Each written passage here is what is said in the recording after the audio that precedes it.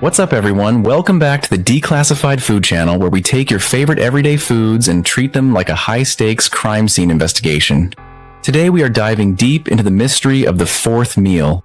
We're talking about the late-night legend, the sanctuary of the college student, and the place where you can somehow walk away with a taco, a burrito, and a literal mountain of nacho cheese for less than the price of a single bus ticket. That's right. We're talking about Taco Bell. Now, don't get me wrong, I love a cheesy gordita crunch as much as the next person, and those Baja Blasts are basically liquid gold. But have you ever actually stopped, paused mid-crunch while sitting in your car at midnight and looked closely at that brown, crumbly stuff inside the shell and wondered, what on earth actually is this? Is it a plant? Is it an animal? Is it a miracle of modern engineering? Because let's be totally real for a second. It doesn't exactly look like the crumbly, juicy ground beef your mom uses for taco night at home. It's a little too smooth, a little too perfectly consistent, and it arrives at the restaurant in a giant plastic bag looking like some kind of savory, beef-flavored Play-Doh. For years, there have been some truly wild rumors floating around the internet claiming that Taco Bell meat is actually grade D beef.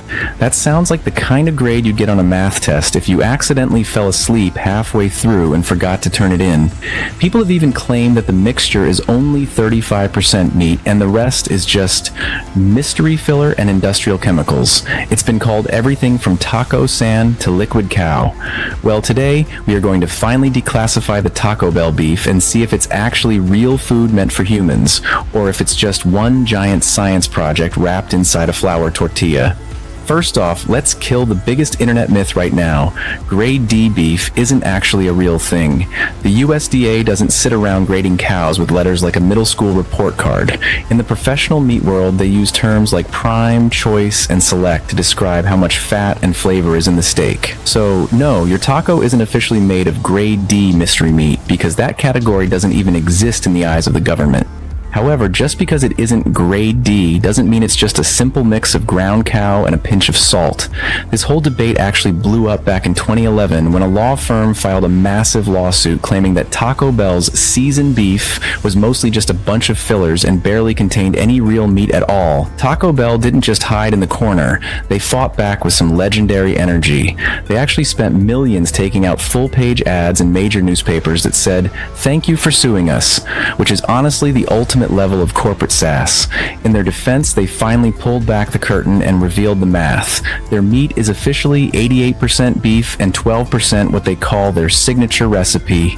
Now, 88% sounds like a pretty high score until you stop to realize that a full 12% of your taco filling is basically a walking chemistry textbook. To put that in perspective, if your phone was 12% mystery material, it probably wouldn't turn on. So let's take a magnifying glass to that 12%. One of the main ingredients hiding in there is something called Maltodextrin.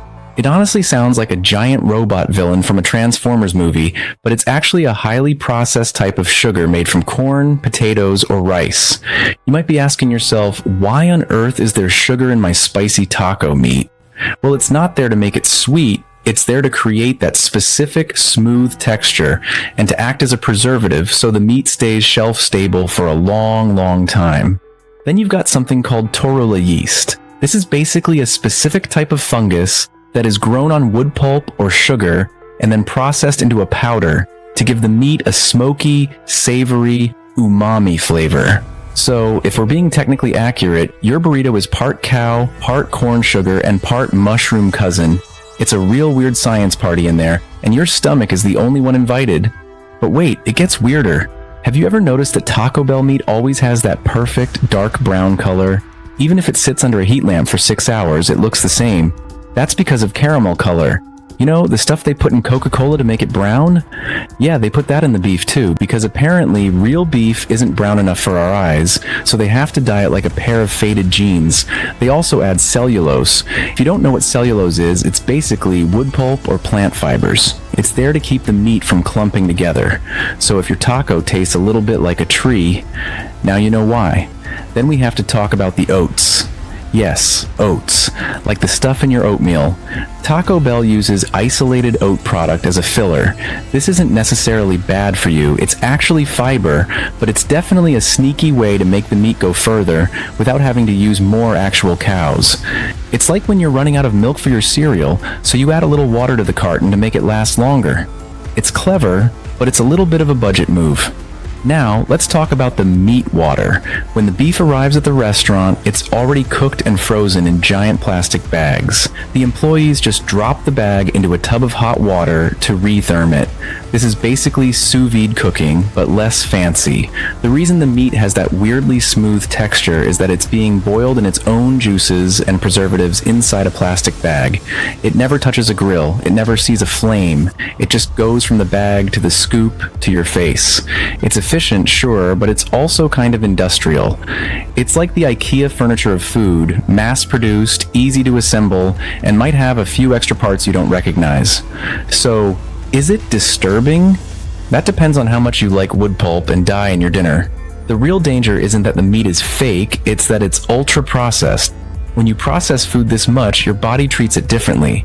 Your blood sugar spikes, your digestion has to work overtime to figure out what that Torula yeast is, and your sodium levels go through the roof. One single taco can have about 300 milligrams of sodium. If you eat a cravings box, you're basically eating a salt lick. Your heart is basically screaming, please, just drink some water while you're polishing off that last taco. And let's not forget the nightmare scenario from the 2019 scandal that rocked the fast food world. Taco Bell had to panic recall over 2 million pounds of seasoned beef across 21 different states because customers were literally finding metal shavings in their food. Metal shavings. I know we all hear about how we need more iron in our diets to stay healthy, but I'm pretty sure eating actual hardware isn't what the doctor meant. This wasn't just a tiny mistake in one kitchen, it was a massive supply chain disaster. It just goes to show that when you're producing millions of pounds of meat in a giant industrial factory, things can get a little messy and dangerous. It's the ultimate buyer beware moment. When you buy a meal that costs less than a pack of gum or a used highlighter, you're basically playing a high-stakes game of what's in my tortilla and hoping for the best. But hey, I'm not here to be the fun police or tell you that you should never ever set foot in a Taco Bell again. Let's be real, sometimes it's 11 o'clock at night, you're starving, and that purple sign looks like a glowing oasis. I'm just saying that you deserve to know what's actually happening behind the purple curtain before you take that first bite. It is important to remember the math. Your meal is roughly 88% actual beef, 12% science experiment, and 100% likely to make you regret your life choices at 2 in the morning when your stomach starts making noises like a haunted house.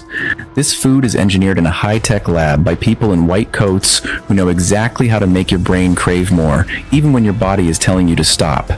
It's basically the TikTok of the food world. It's short, it's colorful, it's incredibly addictive, and after you're done, you're left wondering why you just spent so much time and energy on something that doesn't actually help you grow.